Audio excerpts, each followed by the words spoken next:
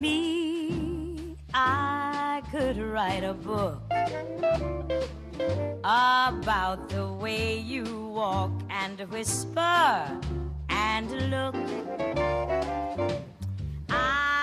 J'ai promis des livres pour voyager, pour se balader. Oui. C'est vrai, promesse C'est tenue. absolument vrai. J'ai pensé aux gens qui ne partent pas en vacances. Bah oui. Eh bien, je vais les emmener, par exemple, chez Hemingway. Est-ce que ça vous dit d'aller Ah oui, passer alors vos là- vacances chez Hemingway? Là, il y a du voyage. Pas mal, non? Mais Mais c'est un maison. nomade, Hemingway. C'est un nomade. C'est vrai, mais il a eu beaucoup de maisons.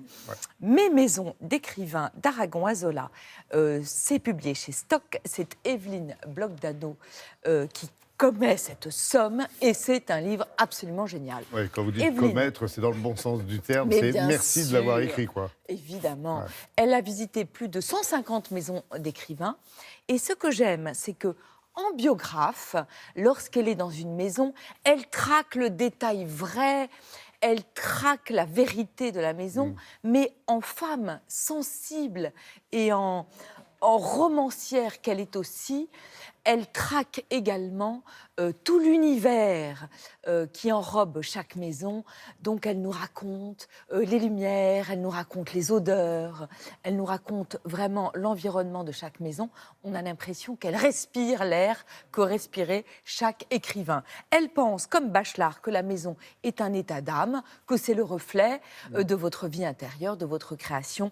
Et dans ce livre, chaque maison a une histoire, chaque maison est une histoire. Par exemple, je vous emmène au Kenya, dans la célèbre ferme africaine de Karen Blixen.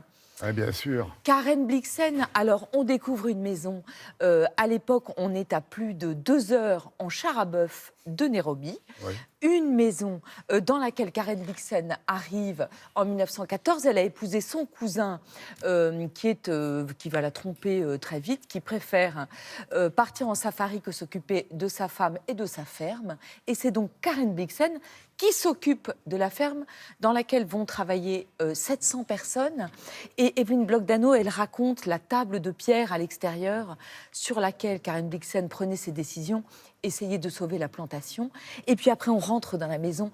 Evelyne Blogdano, elle raconte la vaisselle absolument raffinée et le salon dans lequel Karen Blixen racontait des histoires à son amant, le grand amour de sa vie.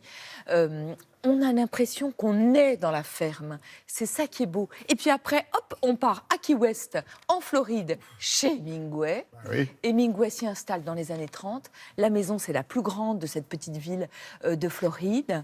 Elle est incroyablement décorée, tout est raffiné.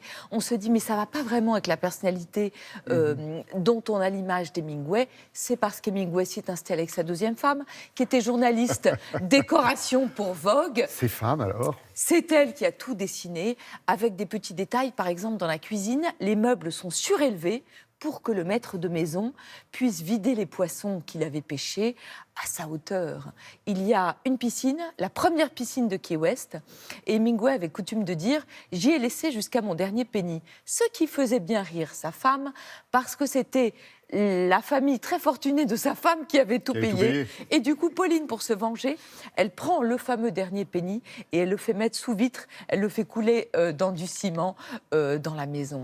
Elle parle de l'environnement de ces maisons, de la vie actuelle, Elle parle, autour de oui. la ferme, Oui, comme de la parce maison que quand elle d'Hemingway. arrive, vous avez tout à fait raison, quand elle arrive justement à Key West, elle parle des bruits des coqs autour de la maison.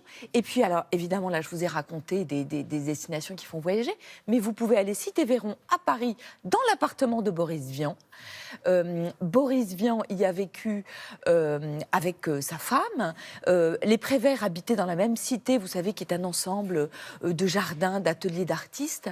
Et Evelyne Blogdano, elle raconte que la maison est vraiment, l'appartement est vraiment resté dans son jus, qu'il y a le désordre de la bibliothèque de Boris Vian, avec les disques et les bouquins qui sont encore dans tous les sens, avec une salle de bain qui est comme une loge d'artistes. Honnêtement, ça donne follement envie d'y aller. C'est un livre qui donne envie de tout lire. Mais de tout lire et de tout visiter. C'est surtout. Oui, ça fait une très belle série. Absolument, vous avez raison. Moi. Allez, il nous reste quelques dizaines absolument de formidable. secondes. Ah oui, pour vous parler Ouais. des calendriers de Robert Cottard. Robert Cottard, c'est Bob le facteur. C'est très un bien. facteur, un vrai, qui, pendant des années, a distribué le courrier dans un petit bourg qui s'appelle Gonneville-le-Malais, dans le pays de Caux. Est-ce parce qu'il a distribué beaucoup de lettres qu'il est extrêmement lettré? C'est un livre magnifiquement écrit, avec une voix, avec de la vie. Il raconte comment, à l'occasion de la distribution des calendriers, quand les gens vont choisir, est-ce qu'ils vont choisir des petits chats? Est-ce qu'ils vont choisir un paysage? Est-ce qu'ils vont choisir le phare de Douarnenez? Il raconte la vie des gens. Ce livre est une merveille, parce que vous avez vraiment la visite chez le châtelain, mais également la visite dans les fermes. C'est une France qui n'existe plus, c'est à l'Olivier. C'est une merveille. Robert Cottard. Robert Cottard. Le vrai facteur. Bob le facteur, que Le tout le vrai. monde attendait.